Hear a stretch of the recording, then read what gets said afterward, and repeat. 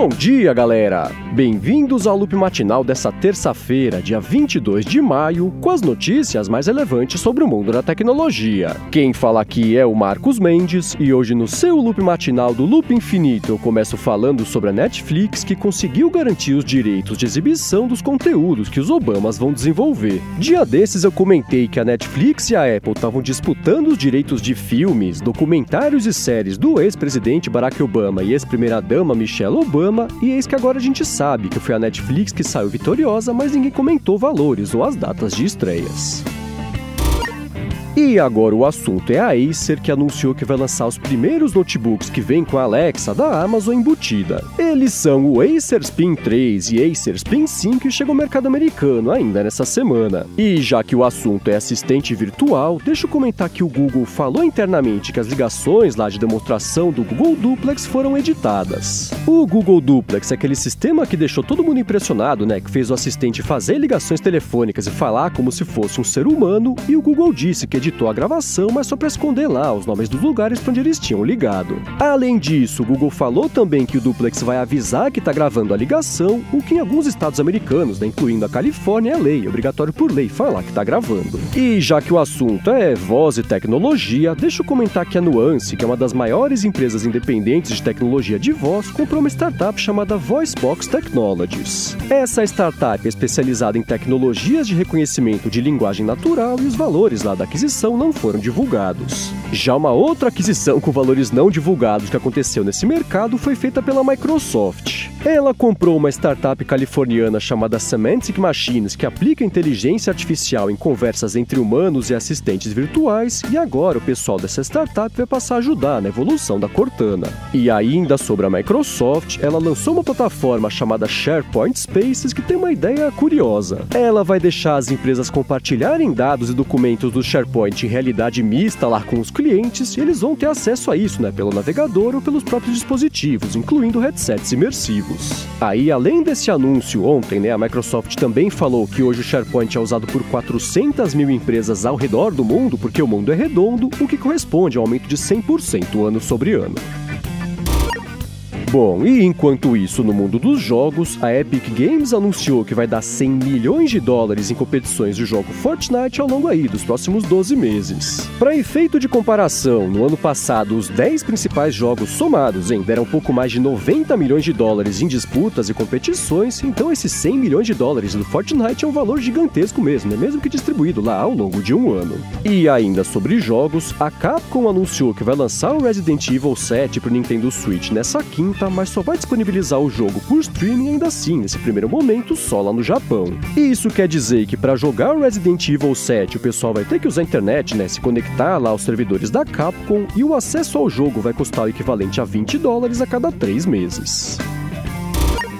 Bom, e agora eu vou falar sobre a Lyft, que está se preparando para lançar em São Francisco um serviço de aluguel de patinetes elétricos, que é uma coisa que está bem na moda por lá ultimamente. A Lyft está conversando já com o Departamento de Transporte de São Francisco para tentar conseguir uma permissão para começar mais essa operação, e na paralela, né, está desenvolvendo lá alguns protótipos dos patinetes que, segundo as fontes lá dentro da empresa, estão no estágio ainda, que é bem inicial. E ainda mais ou menos sobre mobilidade, deixa eu comentar que o app do Google Maps para o iOS ganhou uns carrinhos lá para o usuário poder colocar no lugar da seta azul durante o trajeto curva-curva lá na função do GPS. O pessoal consegue escolher entre uma SUV, um sedã e uma picapezinha, e para escolher é só a pessoa tocar lá na seta azul quando for começar o trajeto lá no app do Google Maps para o iOS. E ainda sobre o Google, deixa eu comentar que uns hackers ligados ao governo norte-coreano publicaram lá uns aplicativos maliciosos na Play Store. Esses apps não estão mais disponíveis, mas o que eles faziam era coletar dados de norte-coreanos que conseguiram lá escapar do país.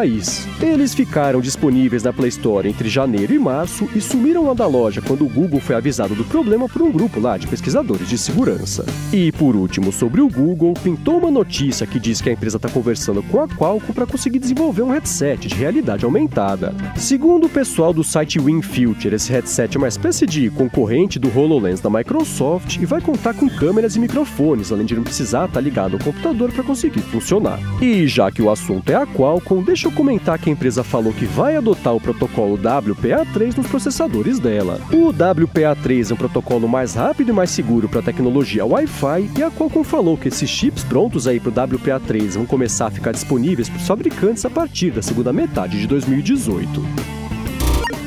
Bom, e agora vamos falar sobre o Facebook. Ontem um grupo chamado Freedom from Facebook deu início a uma campanha multimilionária para tentar convencer o FTC, que é o órgão que regulamenta o mercado americano, a obrigar o Facebook a ser quebrado em várias empresas diferentes. Eles querem que o Facebook seja obrigado, a transformar o WhatsApp, o Instagram e o Messenger em empresas separadas, o que pelo menos em teoria pode diminuir o poder do Facebook e favorecer a concorrência no mercado de cada uma dessas plataformas. Além disso, eles querem que seja obrigatória a possibilidade do pessoal se comunicar entre plataformas diferentes, concorrentes, o que sinceramente me parece uma ideia mais difícil até do que sair do Facebook ser quebrado em várias empresas. E ainda sobre o Facebook, deixa eu comentar que vai rolar uma reunião hoje entre o Parlamento Europeu e o Mark Zuckerberg, e essa reunião vai ser transmitida pela internet. A transmissão online foi uma espécie de ideia de última hora, possivelmente por conta de toda a repercussão que apareceu depois da transmissão lá dos depoimentos do Zuck nos Estados Unidos, e a reunião está marcada para começar às 1h15 da tarde, aqui no horário de Brasília.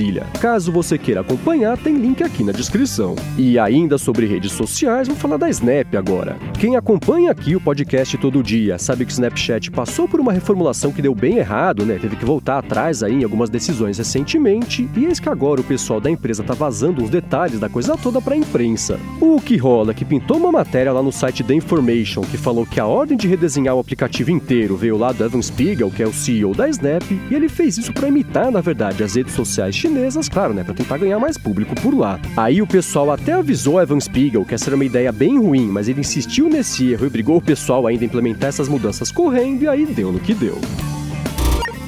Bom, e agora deixa eu registrar aqui que a LG perdeu o presidente do grupo, que era um executivo chamado Koo Bong-moo. Ele faleceu no domingo, na verdade, aos 73 anos por conta de uma doença cerebral, e agora o filho dele, o Koo Kwang-mo, vai assumir o cargo da presidência da LG. E agora o assunto é a Motorola, que finalmente lançou o Moto E5 Plus aqui no Brasil. Ela tinha anunciado esse aparelho naquele evento da metade de abril, que ela também anunciou a linha G6 e o Moto E5 normal, e na época nem o E5 normal e nem o E5 Plus tinham data ou preço definidos ainda. Aí já tem uns dias, a Motorola lançou o E5 normal e só ficou faltando o E5 Plus, e eis que agora ele também já está à venda, chegou por aqui custando R$ 950. E ainda sobre o Brasil, a Lenovo lançou ontem 3 notebooks da linha ThinkPad por aqui. Eles são o ThinkPad E480, T480 e X280 e custam entre R$ 2.700 e R$ 5.300. Caso você queira ver as specs detalhadas de cada um, tem link aqui na descrição, mas essencialmente o E480 tem uma tela de 14 polegadas que é ou HD ou Full HD, a pessoa escolhe, vem com até 32 GB de RAM, tem ou 1 TB SSD ou 256 de disco rígido e conta com leitor de impressão digital. Já o T480 tem uma tela de 14 polegadas que também tem lá diferentes opções de definição, vem com até 32 GB de RAM e até 2 TB de disco rígido ou 1 TB SSD, e enquanto isso o X280 é o mais caro, de R$ 5.300 e é fininho e vem lá com uma tela multitouch de 12 polegadas e meia. Bom, e por último hoje eu vou falar sobre a Apple, que avisou que vai ter que começar a removê-la da App Store chinesa os apps que usam o sistema Call Kit do iOS. O Call Kit possibilita ligações telefônicas pela internet, e pode ser adotado basicamente por qualquer aplicativo de comunicação, e isso, claro, incomodou o governo chinês, que tem umas leis meio estritas, quando o assunto é comunicação lá no país. Por conta disso, a Apple começou a avisar os desenvolvedores que eles têm que remover a integração com o Call Kit lá nos apps deles, se não são os apps que vão sumir da loja até que eles façam essa alteração. É isso aí, galera. O Loop Matinal do Loop Infinito vai ficando por aqui. Se você quiser se inscrever no canal do Loop Infinito no YouTube, o link tá aqui na descrição do episódio, lá no loopmatinal.com, junto com os links das notícias que eu comentei hoje. Já se você quiser falar comigo no Twitter, procura por MVC Mendes, que eu tô sempre por lá. Obrigado pela audiência e eu volto amanhã de manhã. Falou!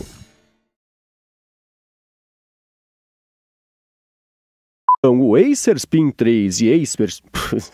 Ó, trava-língua. A LG lançou o S5 normal e só ficou faltando... A LG não, a Motorola. 256 GB de espaço rígido.